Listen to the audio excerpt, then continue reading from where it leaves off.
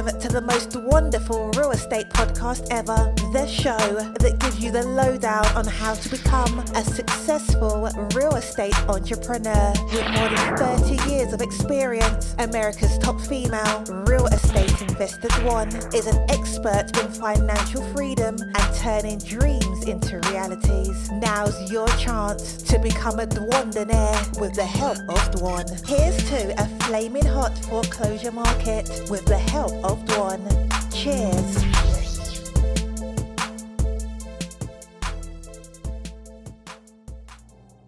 Hey, welcome to another exciting episode of the Most Wonderful Real Estate Podcast Ever. I'm your host, Dwan Twyford, and I am America's most sought after real estate investor. I'm so happy that you are here. So happy that you're here. This is a place where we teach real estate investing. We're super ethical. Our motto is people before profits. And if that resonates with you, you're at the right place. This is the right time. And I am so happy you're here. So I'm coming to you from my living room. Check out my cool fireplace. Dwan, is it Christmas? No. We keep a little Christmas corner. Our grandkids love it.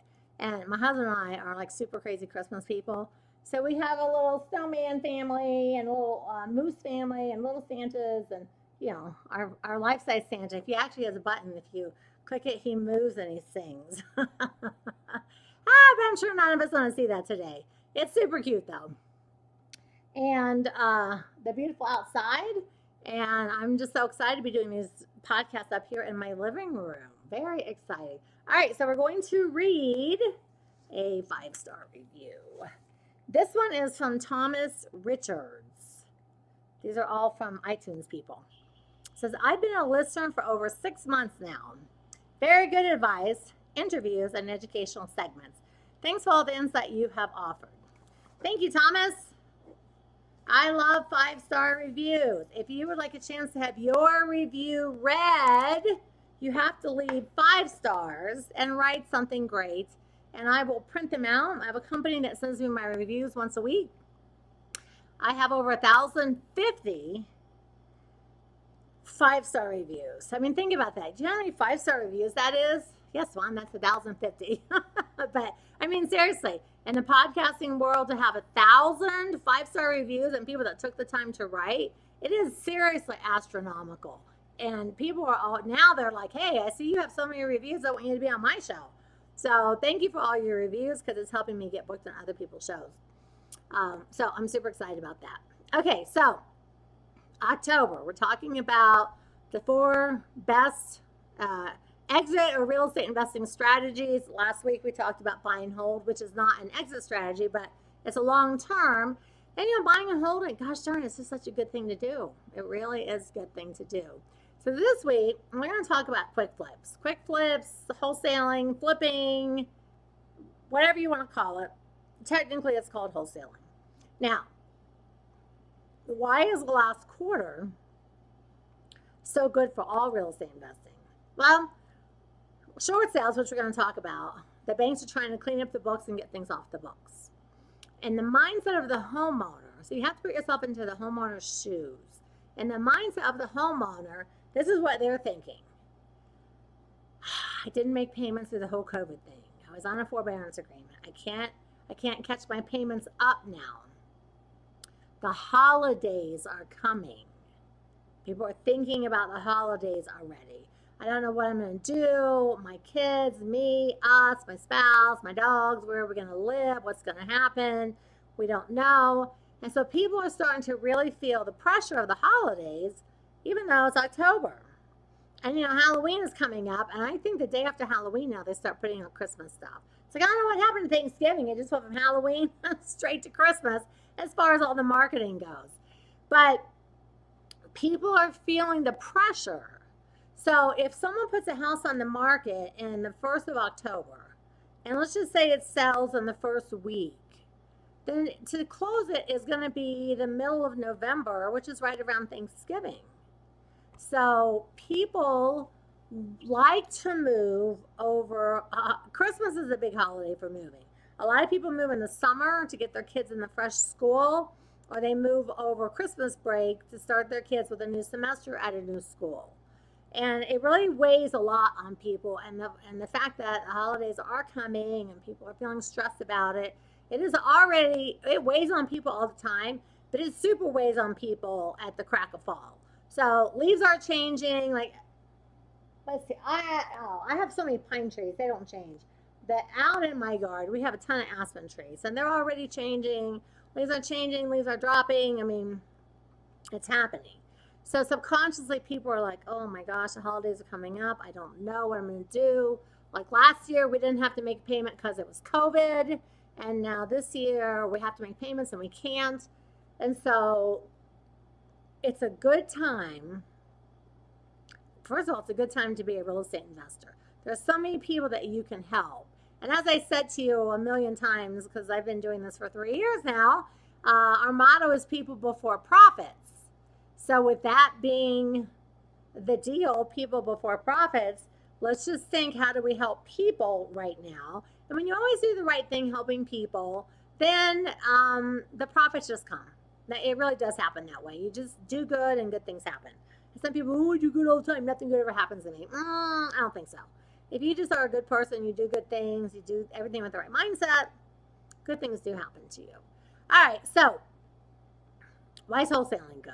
Well, again, there are people right now, if you put out your signs, put out your ads in the school news, all the things I've been teaching you for the last 3 years, you implement all your marketing, you're going to find a lot of people that are like, oh my gosh, you could just take my house and I could just move and be done. And they'll be happy about that, because the closer it gets to the holidays and the new year, the more stressed out and anxiety-ridden homeowners become, because their mind is like, oh my gosh, I can't take another year of this. I don't want to go through the holidays again. Last year we were locked down and now I don't have a place to live. And what are we going to do? And the stress starts to build. I mean, if you pay attention to anything, that suicide rates are the highest during the holidays. You think, but it's the holidays. Why wouldn't it be great? Why wouldn't everybody be happy? Why would the suicide rates be so high? Because all the people in financial trouble, it's heightened by the fact that everybody else is shopping and has trees, is having parties, and everyone's doing all the stuff who's not having financial trouble. So it heightens it for the other people. And that's why suicide, and then also people who lose people, it's their first Christmas without that person, and a lot of people, the suicide rate's just really high. And I have actually met, let's see, I can't tell you exactly how many, but one woman, I actually went door knocking, and she was had written out a note and gotten rid of her dogs and her birds, and she was planning on committing suicide over this house. And she thought if she killed herself, her family, might get some money or something. I don't know. It was really crazy. And another guy, I met him, and he actually had written his note and everything and said he was planning on committing suicide that night. And I remember reading a couple years ago about a woman. Her husband was at work, her kids were at school, and they were losing their house right before the holidays. And she killed herself, and she faxed a note to the bank. It says, by the time you receive this note, I'll be dead. Because she knew they couldn't foreclose on the house if she died. So now imagine being that person that's so distraught. Your husband is at work, your kids are at school. You fax a note to the bank that says, by the time you get this note, I'll be dead. The bank obviously calls the cops. They go there, and she had committed suicide. And she didn't want her family to have to move or lose their house in foreclosure, and she hadn't told her husband. And it was the holidays. And it's like, why would anybody do that? But now, I totally understand. I mean, I've suffered with depression a couple times in my life, enough to get on antidepressants and really work on myself. So I understand that feeling of hopelessness. And maybe somebody listening today, maybe this message is actually for you. I understand that feeling of hopelessness, depression, being sad, nothing makes you happy, you feel detached to life. I mean, I get it. I totally get it. I have taken antidepressants, I'm going to say 3 to 5. 3 for sure, maybe 5 different times throughout my adult life. And quite a few times in my 50s. And that's when my sister was dying of cancer, my dad had a heart attack, my uncles died, my husband had a heart attack. was so much going on. I just like could not keep myself pulled together. So I always tell people, listen, there's no shame in taking medication. No shame, no shame, no shame. And I was going through all kinds of crazy life changes, and I had a hysterectomy, and I was like, I thought I was going crazy. And I was just super depressed. And so I was really happy that there was something available for me. But just knowing how, now, I'm not saying of course, I never felt suicidal. I know a lot of people do. I know a cousin of mine got on some antidepressants, and immediately they made her immediately suicidal. So I get that stuff happens. But the people that I'm talking about are people that are just feeling a lot of malaise in general. And maybe they do have some depression issues and different things, and they feel like their life's falling apart and they don't know what to do. And I'm telling you, people already start in October dreading the holidays. Now, as you can tell by my Christmas corner and my little trees around my whole thing, I might turn them on. If I'm going to podcast after dark, I'll turn those on. I'm like, as soon as the weather gets cold and as soon as they set the time back and up in the mountains, it's like dark at 5. I'm just like, oh my God, it's Christmas. But I have been the person that dreaded the holidays. And when I was the first single mom, I was so broke. But I still loved the spirit of the holiday. And there was a lot of years I couldn't give, I couldn't do and participate in a lot of things, but it was okay. So I just don't want to ramble on too much about this, but I don't know. I feel like I'm talking to somebody. So if you're already, you yourself are like, gosh, I don't know how I found you today, Dwan, but I am like thinking crazy thoughts myself. Don't do that. Okay, don't do that. The thoughts will pass. Feel free to reach out. Reach out to me. Reach out to anybody. Just reach out. Don't do something that cannot be undone.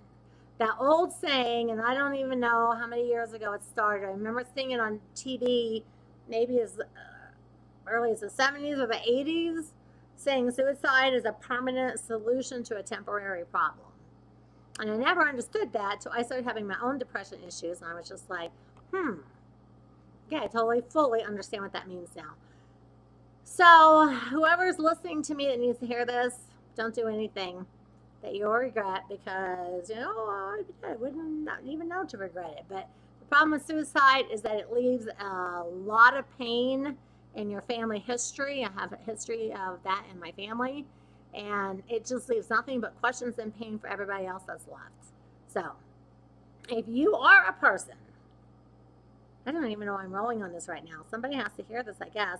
If you are a person and you're losing your house and you're in trouble and somehow you stumbled across my podcast today, then you can reach out to me on Dwanderful, on Facebook, Instagram. You can direct message me and say, hey, I'm having these issues. I'm having these thoughts.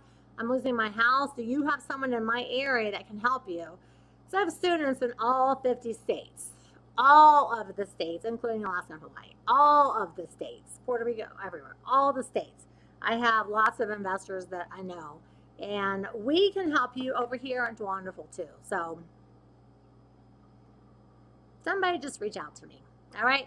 So flipping. So the reason, again, that this is a good time, and these are people that would be losing their house.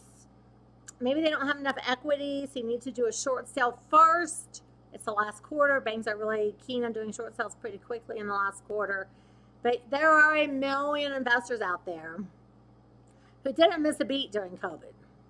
They were buying houses, they were wholesaling, they were flipping, they were rehabbing, they were buying buildings, they were buying multi-units. I mean, I interview them on my podcast all the time. People like us are a lot of people that didn't miss a beat. And that's just because we have so much experience. That's why I love the podcast.